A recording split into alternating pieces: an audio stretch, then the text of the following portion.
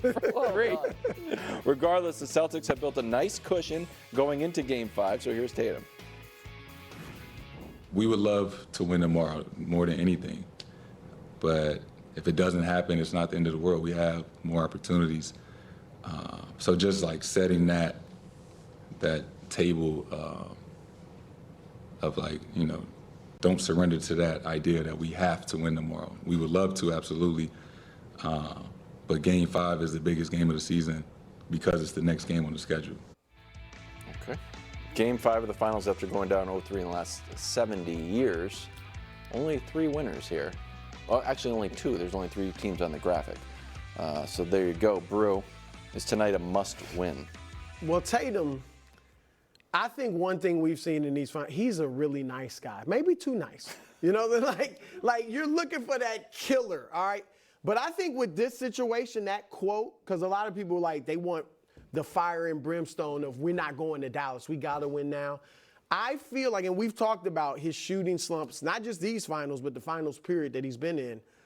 I think that's nerves. He admitted it before Game 1, he was nervous. And I think for him, this is my speculation. I like this But take. one of the ways to deal with it is to not make it so I big. think it's a great take. Right? Yeah. It's just a regular game. It's just like a Tuesday night game in January. Like, it's just the next game. If he thinks about it, it's the finals. This is it. We got to win this game. I think it becomes too big for him. So I think that's what he's doing in that moment. As far as must win, I mean, obviously it's not a legitimate must win, but as far as emotionally, I would say no, and here's why. Dallas is only 6-4 because the next game would be in Dallas. Dallas is better on the road than they are at home. In the regular season, their win percentage on the road was better than at home. In the playoffs, they're 7-4 on the road, 6-4 at home. And Boston, they've been better on the road in the playoffs, 7-1 on the road. So they can go into Dallas and win, as we saw from Game 3, and Dallas can give it up at home. So I don't think it's a must. But then by that logic, if Dallas were to win this game, is Game 6 a must-win for Boston? Because Game 7 would be a legitimate must. But also Game 7, Dallas would be on the road, where you're saying they're better, Boston at home. Here's why I think it is more of a must-win than you typically would find in a series where a team was up 3-0, gave away Game 4. Because of that guy. Because of Jason Tatum. Because as much as he wants to treat this game as just another game, Game 6 will not be possible to be treated that way. We will have 48 hours of It will. They will be facing the specter of the biggest choke job in the history of the sport. And it will, I would imagine, if they lose tonight, it will not be because Tatum all of a sudden finally had a great game. Yeah. And I've been trying to find comps for this series, or for, if Dallas were to make it a series. So the 2021 finals, Suns, Bucks. Yep. That Suns team was the equivalent of a 58-win team. It was a shortened season, so you just got to, they were 51-21, the equivalent 58-win team. They were 14-4 in the playoffs after the first 2 games of the NBA Finals. The Celtics team was 14-2 in the playoffs, but probably a little harder path for Phoenix. And then Milwaukee rolled off 4 straight. Didn't roll them in all 4. And that's what I'm saying. Going into Game 3 of the, and so we have seen in recent memory a team that felt like, well, they're better 1 through 5. They were better in the regular season. They've been better in the playoffs. All of a sudden get beat 4 in a row. And it was because a guy who is a historically great player took it to another level, and no one on Phoenix could match that. And that is why it is, to me, a nervous moment for Boston. Because Brew, and now we can show you the Luka in the elimination games. Luka in his career, this is what he does in elimination games. And then what those 34 points per game are is, of course, the most all time. We can show you that as well. And every game they play the rest of the way, you're going to be getting elimination game Luka. Now, maybe that, diminishing returns eventually. But here's the other piece of it.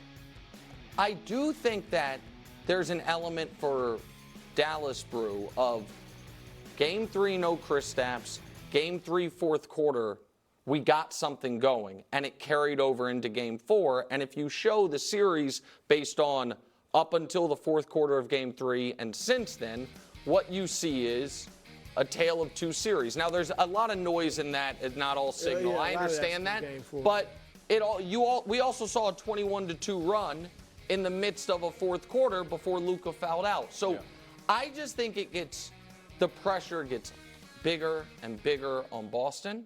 And I don't know that Drew, White, Hauser, and Al Horford are going to continue to combine shooting 43% from three in a road Game 6.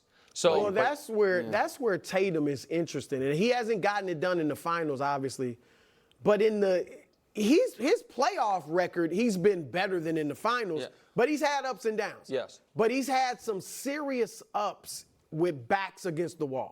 Last year, Game 7, he gets 51 against Philly. They were down 3-2 in that series. And 2 years before that, or a year before that, against Milwaukee, Game 6. In Milwaukee, they're down 3-2, and he goes for 46 against Giannis. So we'll see if they – I do think this Boston team plays better when their backs are against the wall. Okay. And so if their backs end up against the wall, we'll see. Pop quiz. More likely, if you were a betting man, Tatum scores 12 or 40 tonight? 40. I don't think he's going for either one. There's No, I know. no way I see him scoring 12. That's the thing. I mean, he scored 15.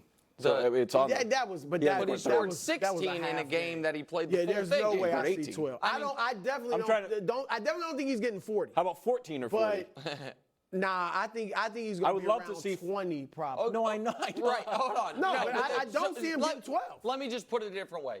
More likely Tatum has an A+ game or an F?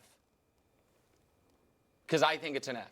I think it's more likely Well, we he has haven't an seen F. him ever have an A+ game in the finals, so I probably go. Yeah, so I think that's kind of. No, that's what I'm worried about. Like, I was just comparing him to, like, there's two super duper stars, or you want to put Luke on a level. There's two guys, first team All NBA. Yeah. If I said, wow, if I was like, hey, man, I just came back from the future, you're not going to believe it. Luka scored 16. You're like, oh, my God, what happened? Is he okay? Yeah. And if I was like, Tatum scored 16, like, oh, man. If you told me Luka scored 16, I would have thought, oh, one of the refs finally kicked him out. That's what I would have thought. One of the refs finally was like, but I've had enough. it's like Nick is, and this is why you picked Dallas. You picked Dallas in the series because Luka's the best. Like, Tatum's not on Luka's level. No. We're He's seeing a great that now. player, and he was first team All NBA, but he's not that guy that Luka is, and that's the difference. They're going to win as a team, not because Luka and Kyrie carry it. You really want to pick the Celtics, and you picked the Mavs earlier. Yeah. But everything you're saying. I mean, I'm kind of, I got to be honest, it's kind of wishful thinking for the Mavs. Okay, Kyrie bounced back A in lot Game of 4. reasons to pick Boston. But 21 points in 30 minutes before watching the rest of the blowout. Also, he ended his personal 13-game losing streak against his former team. Here he is on going back to Boston. Let's just call it what it is. When the fans are chanting Kyrie sucks or anything, they feel like they have a psychological edge, and that's, fair. And of course, if I'm not making shots or turning the ball over, that makes it even more of a pressing issue, right, that they can stay on me for. So I think in order to silence even the self-doubt, let alone the crowd doubt, but the self-doubt when you make or miss shots, that's just as important as making sure that I'm leading the team in the right way and being human through this experience too and telling them how I feel. Here's the numbers. Kyrie in Boston versus Dallas, literally 3-point double the drop. points. Yeah.